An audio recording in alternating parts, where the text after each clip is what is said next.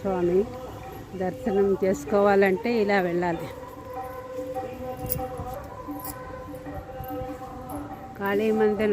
కాళీమర్దనం చేస్తున్న శ్రీకృష్ణుడు ఇక్కడ శంకు చక్రాలతో మనకి దర్శనం ఇస్తారు.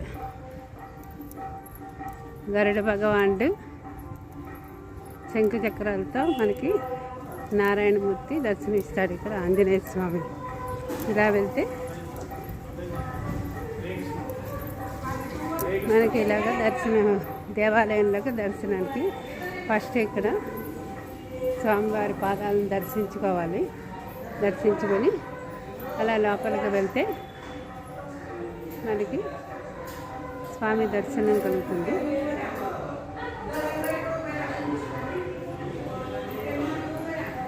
భవనారాయణ స్వామి ఆలయానికి దారికి ఇలా వెళ్ళాలి. ఇలా వెళ్తే లోపలికి వెళ్తే మనకి స్వామివారి దర్శనం జరుగుతుంది. అక్కడ అర్చనకి మనం మనీ కడితే లోపలనే అర్చన చేస్తారు. లోపలని గర్భగుడిలో స్వామివారు ఉంటారు. ఇదంతా మొక్కలతో స్వామివారికి చుట్టూ అలంకరణగా ఉంది.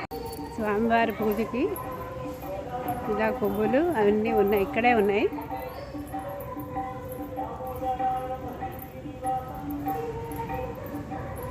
ఇక్కడ ఎప్పుడు వెంకటేశ్వర నామాలు స్మరణ జరుగుతుంటుంది. గోవింద నామాలు చదువుతూ ఉంటారు.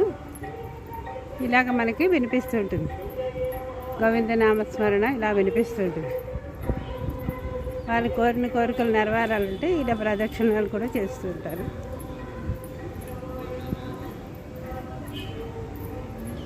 మళ్ళీ మనం ఏ దారిని వచ్చామో అదే దారిని మనం బయటికి వెళ్ళిపోతాం.